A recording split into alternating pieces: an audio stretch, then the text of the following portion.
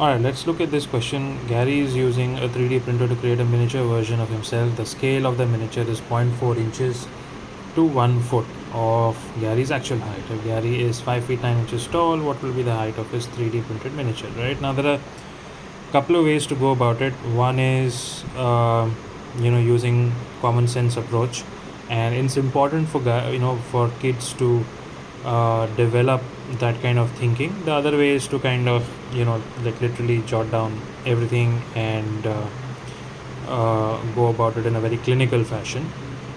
So let's take the first one.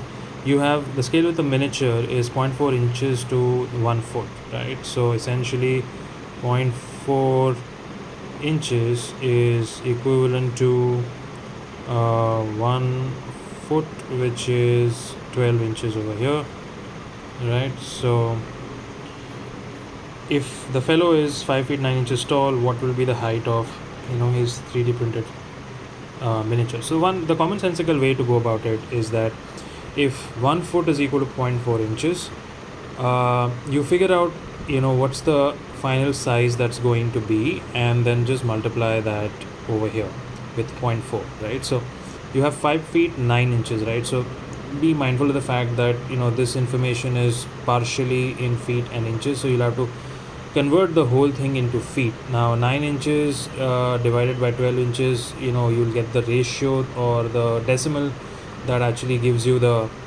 information in terms of how many feet. So you have 9 by 12, which is 0.66.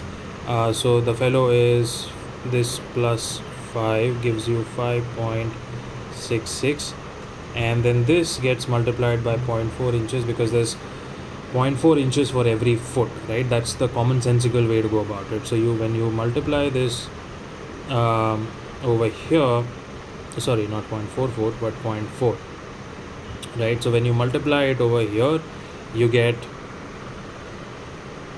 2.26, all right, or which could be rounded off to 2.3. So the option B is your answer. The other way to go about it is, which is to kind of show every step of the way, is this, right? So you have 0.4 inches being equivalent to 1 foot or 12 inches. So if the final height is 12 into 5 plus 9, which is 60 plus 9, which is 69 inches, then what will be x over here, right? So that's the longer way to go about it.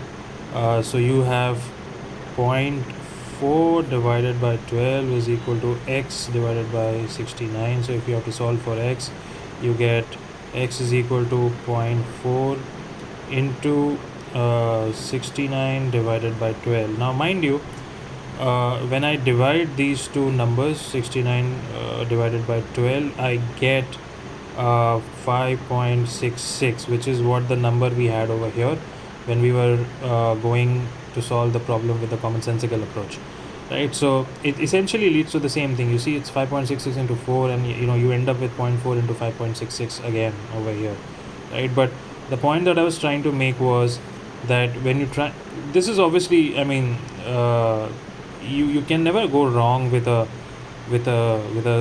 when you form an equation like this. But the point that I was trying to highlight here is, obviously this is a much simpler way to go about it, but it kind of helps you to visualize the solution to the problem in your head, and that's an ability or a skill that you really need to develop, being able to kind of mentally walk through the problem on your own, in your head. Obviously an approach like this is always there, where you can kind of shut your brain down, just put an equation and then solve for the numbers, but this is kind of important for you to kind of develop mental math skills. So I'll try and advise you guys to kind of build more of this.